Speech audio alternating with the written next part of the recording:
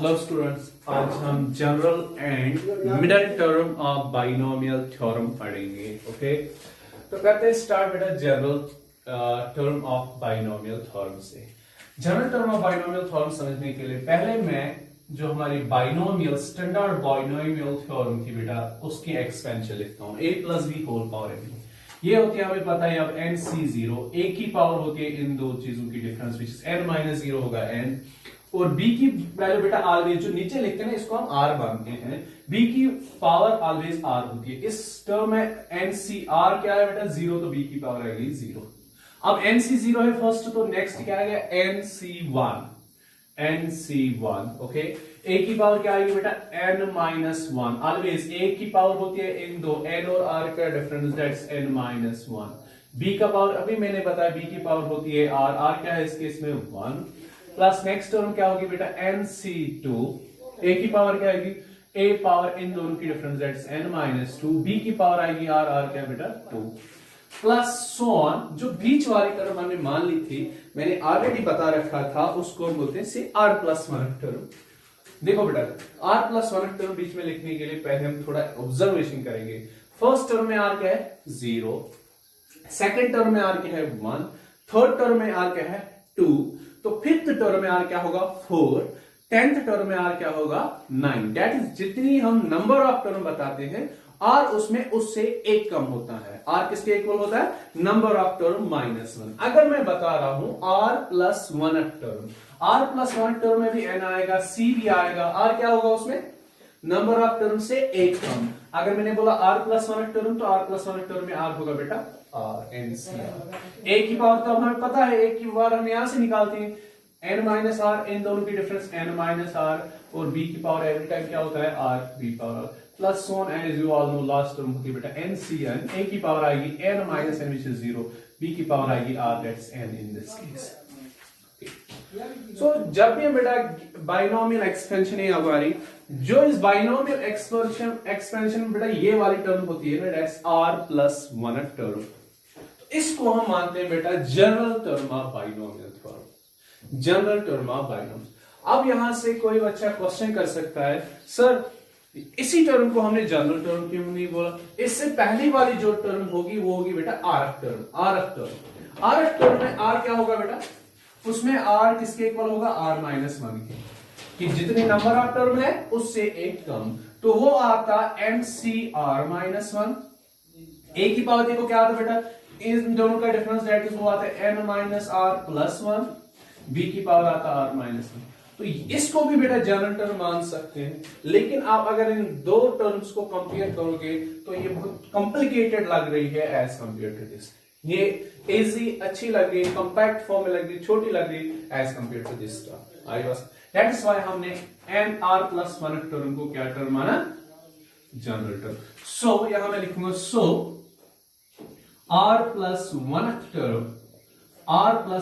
Term denoted by, जिसे हम represent करते हैं बेटा डिनोटेड बाय, टर्म है ना, टर्म टी अल्फाबेट से स्टार्ट होता है, टी से यहां भी लिखा टर्म है तो टी से रिप्रेजेंट किया, लेकिन कौन सी टर्म है, किस नंबर की टर्म है, r प्लस 1 टर्म है, तो उसको हम इसके नीचे लिखते हैं r प्लस 1। इस टी r प्लस 1 का मतलब होता है टर्म नंबर r प्लस 1 या r plus 1 term. So r plus 1 term denoted by this, that is called इसी को हम क्या कहते हैं बेटा, इसी को कहते हैं is called general term of binomial theorem। जो बाइनोमियल थ्योरम या बाइनोमियल एक्सपेंशन होती है हमारी बेटा, उसकी जो r प्लस 1 टर्म होती है उसी को हम कहते हैं general term of binomial theorem. That is in short form में लिखे तो TR plus 1, that's general term, किसके इक्वल होगा बेटा NCR। नंबर ऑफ टर्म क्या है r प्लस 1, याद रखिएगा जितनी नंबर की टर्म होगी, जिस नंबर की टर्म होगी उसमें r उससे एक कम होगा, नंबर ऑफ टर्म से एक कम, r प्लस 1 से एक कम विच इज r। a की पावर ऑलवेज यहां से मिलती है बेटा इन दोनों की डिफरेंस n माइनस r, और b की पावर ऑलवेज क्या होती है ar। This is general term of what binomial theorem. अब यहां क्वेश्चन आता है दिमाग में, जनरल टर्म तो पढ़ लिया हमने, क्या इसका कोई काम है? या इसका बहुत काम है बेटा, इससे हम बहुत सारा काम लेंगे जनरल टर्म से। चलो मैं एक एग्जांपल कराता हूं कि जनरल टर्म हमारे किस काम आते हैं। जैसे अगर आपसे कल कोई क्वेश्चन पूछ ले, find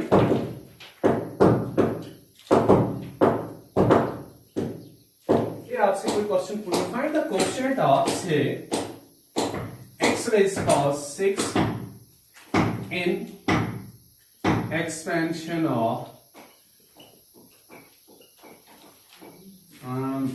x plus 2 raised power 9।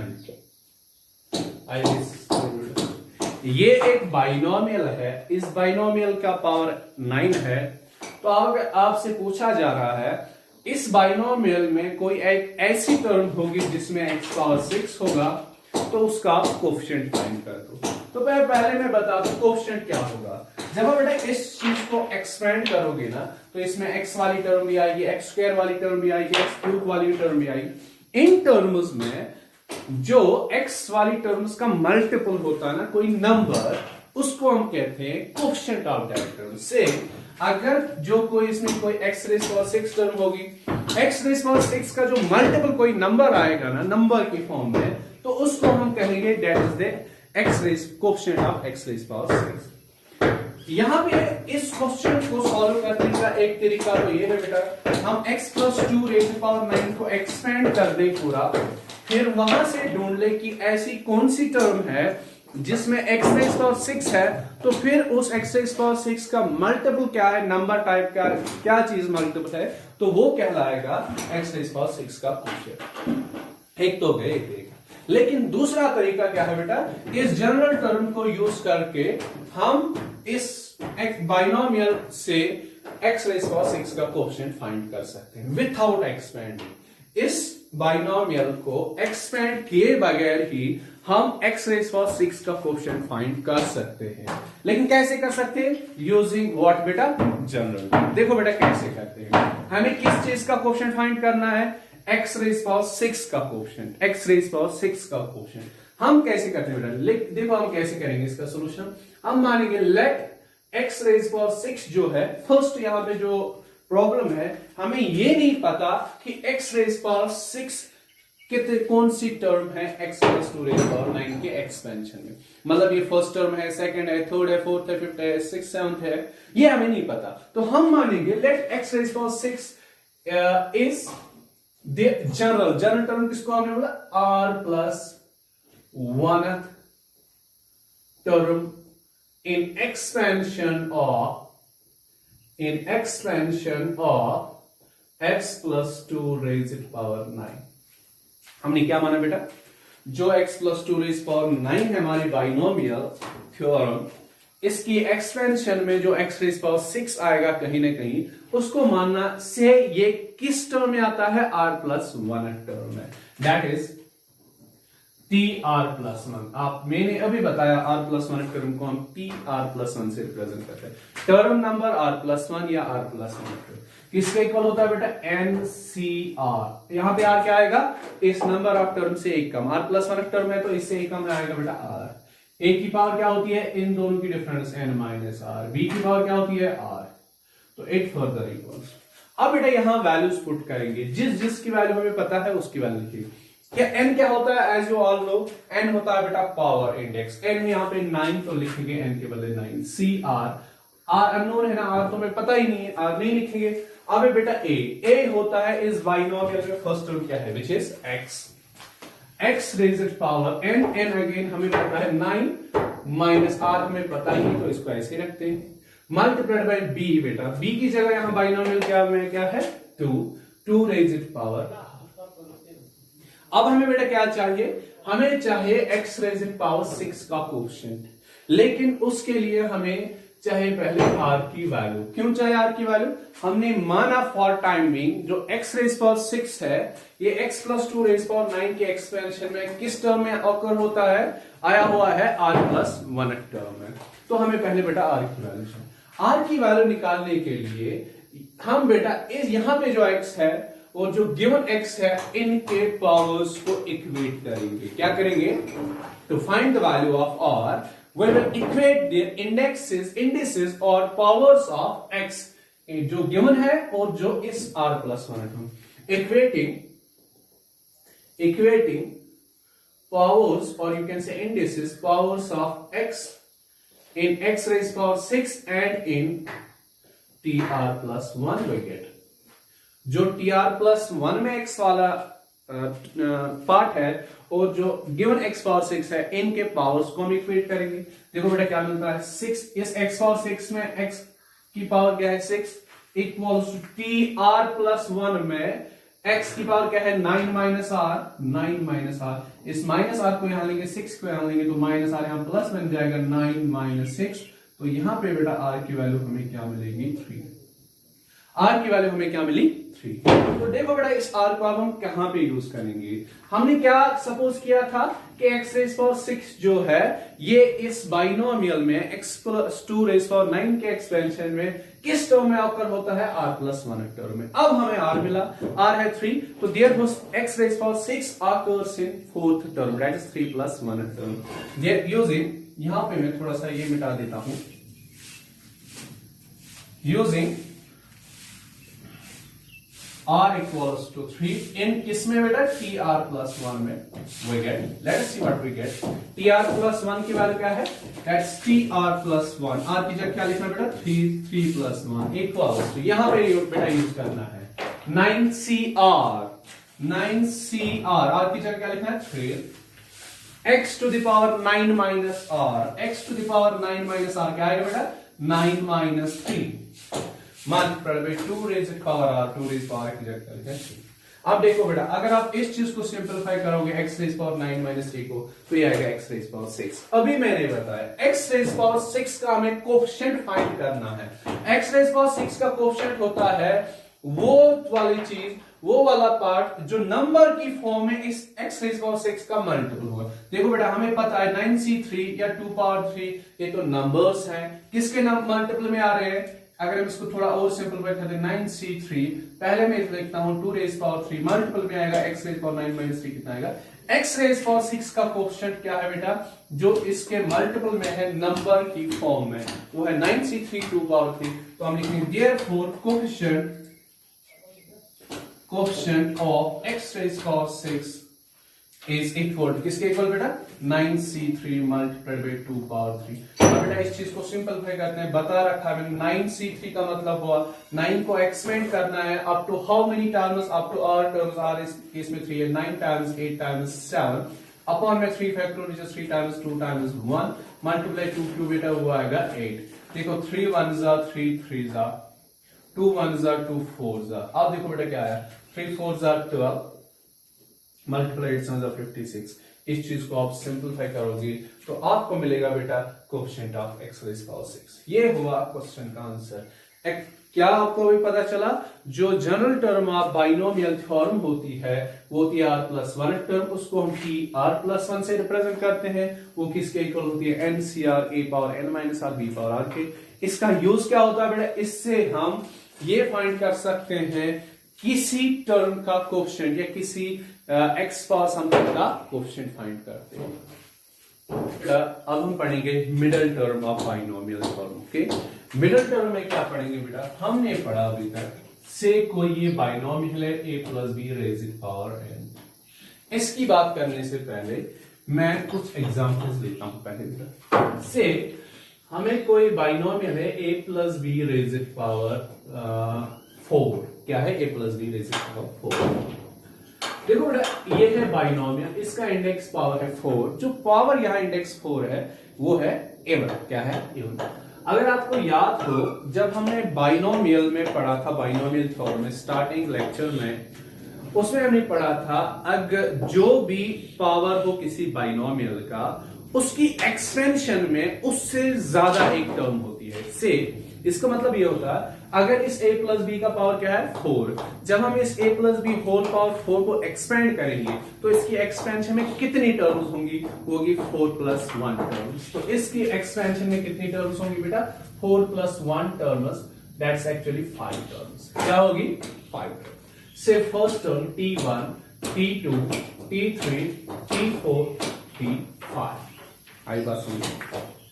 तो इसके एक्सपेंशन में कितनी टर्म्स होगी? 5 टर्म्स। कब?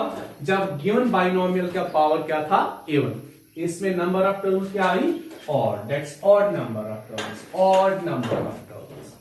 अब क्या कोई आप में से बता सकता है कि इन 5 टर्म्स में से मिडिल टर्म किसको बता सकते हैं? किसको हम मिडिल टर्म कहेंगे? ऑब्वियसली ऐसी टर्म जिसके लेफ्ट साइड में भी उतनी टर्म्स हो और उसके राइट साइड में भी हो। I think third term is the middle term because third term के लेफ्ट साइड में भी 2 टर्म्स है और थर्ड टर्म के राइट साइड में भी 2। तो इस टर्म को हम क्या कहते हैं बेटा? Middle term. किसको कहते हैं मिडिल टर्म? जिसके लेफ्ट साइड में भी उतनी टर्म्स हो जितनी उसके राइट साइड में हो, तो मिडिल टर्म। कौन सी टर्म आई बेटा? Middle term. Third term is the middle term. अब देखो बेटा, इस थर्ड को हम कैसे लिख सकते हैं? इसको हम इंडेक्स फॉर्म में कुछ लिख सकते हैं। इंडेक्स क्या था बेटा? 4। 3 को हम लिख सकते हैं 4, okay, 4 plus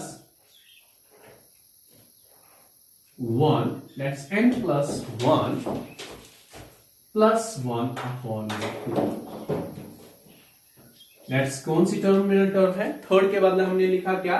index plus 1 plus 1। That's number of terms which is actually 5 plus 1, which is actually, अगर इसको फिर से सिंप्लीफाई किया जाए बेटा, तो 4 प्लस 1 क्या है बेटा? 2 अपॉन में 2 टर्म। देखो बेटा क्या 4 प्लस 2 6, 6 अपॉन 2 है 3, तो थर्ड टर्म है ना मिडिल टर्म। अब देखो बेटा इस चीज को कैसे लिखेंगे फर्दर, तो 4 को अलग से डिवाइड करेंगे, दैट्स 4/2 प्लस 2/2 टर्म। तो लास्ट में आएगा ये 4/2 प्लस 1। सो जब यहां से इस एग्जांपल से क्या पता चला बेटा हमें? जब गिवन बाइनोमियल का पावर इवन होगा तो उसकी कितनी मिडिल टर्म्स होती है? एक मिडिल टर्म होती है। लेकिन कौन सी वो टर्म मिडिल टर्म होती है? वो होती है बेटा n/2 प्लस 1 टर्म क्या होती है? Middle term. तो बेटा इसी चीज को लिखेंगे when first case when n is even।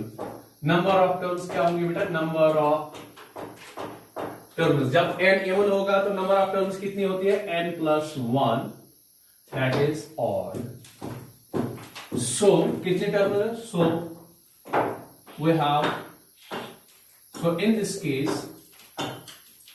This case there is only one middle term,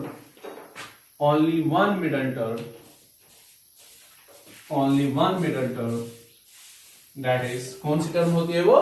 अब मैं डायरेक्टली लिख लूं, या तो हम लिखेंगे number of terms n plus 1 upon में 2 टर्म,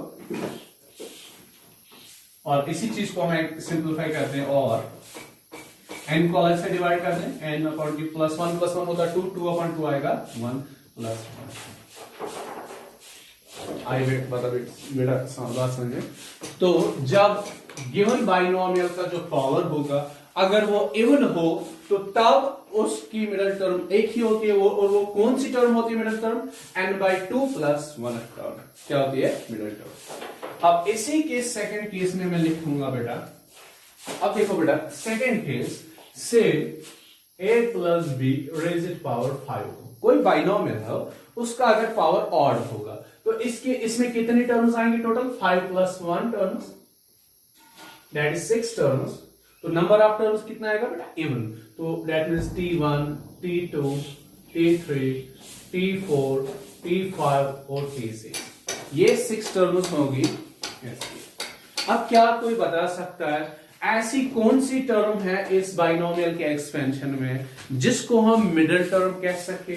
मिडिल टर्म अभी हमने बताया, मिडिल टर्म ऐसी टर्म होती है जिसके लेफ्ट साइड में जितनी टर्म्स हो उसके राइट साइड में भी उतनी टर्म। से अगर हम t3 को मिडिल टर्म मान दे बेटा, तो 3 के लेफ्ट साइड में कितने टर्म्स है? 2। इसके राइट साइड में कितने टर्म्स है? 3। तो सेम नंबर ऑफ टर्म्स के लेफ्ट और राइट साइड में नहीं, तो t3 भी मिडिल टर्म नहीं कहलाएगा। क्या t4 को मिडिल टर्म कह सकते हैं? नो, बिकॉज इसके लेफ्ट साइड में 3 टर्म्स है, राइट साइड में 2 टर्म्स है। तो अब क्या हो सकता है बेटा? यह हम ये कर सकते हैं, t3 और t4 को कंबाइन में हम कहेंगे ये इस बाइनोमियल एक्सपेंशन की मिडिल टर्म्स होंगी, बिकॉज t3 और t4 के लेफ्ट साइड में क्या है? 2 टर्म्स, इसके राइट साइड में कितनी टर्म्स है? 2। तो यहां कहां पे जब आपके बाइनोमियल का पावर ऑड होगा, उसमें नंबर ऑफ टर्म्स इवन होगी, तो उसके कितने मिडिल टर्म्स होंगी? 2 मिडिल टर्म्स। कौन सी? T3 और T4। देखो आप T3 को कैसे बेटा हम रिप्रेजेंट करेंगे, that is third term and fourth term. Third term and fourth term are the middle terms of this binomial. किस बाइनोमियल का? जिसका पावर ऑड था और उसका नंबर ऑफ टर्म्स इवन था। देखो बेटा थर्ड को कैसे लिखेंगे? इसलिए वो लिखेंगे n क्या है हमारा 5 प्लस 1 अपॉन में 12। लिख सकते हैं बेटा कि नहीं? दैट्स n प्लस 1 अपॉन में 12। और इसको लिखेंगे फोर्थ टर्म को, इसको लिखेंगे कुछ ऐसा n प्लस 1 अपॉन में 12 प्लस 1। दैट्स n से क्या बेटा? 5। देखो बेटा क्या मिलेगा? 5 प्लस 1 आएगा 6, 6 अपॉन 2 आएगा 3, 3 प्लस 1 हो गया 4। यहाँ पे आप 5 प्लस 1 आएगा 6, 6 अपॉन 2 आएगा 4। आई बात समझ? तो चला यही बेटा यहाँ पे लिखते हैं जनरल केस में, जब तुम्हारे if when n is odd, जब तुम्हारा इंडेक्स इसका ऑड होगा, तो नंबर ऑफ टर्म्स कितना होगा बेटा? n plus 1, that is even. So in this case,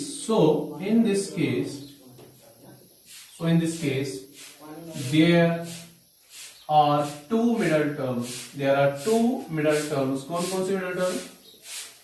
कब होती है बेटा गिवन बाइनोमियल के एक्सपेंशन में? दो मिडिल टर्म्स, जब उसका पावर ऑड होगा और number of terms obviously n plus 1 that's odd plus 1 आएगा इवन। तो उस केस में दो मिडिल टर्म्स होती है। कौन कौन सी टर्म मिडिल टर्म्स? एंड नेमली कौन कौन सी अभी हमने बताया। देखो बेटा यहां इंडेक्स पावर था n5, तो अब n की जगह 5 की जगह लिखना है, that is namely n plus 1 upon 12 and यही से n plus 1 upon 12 plus 1 term.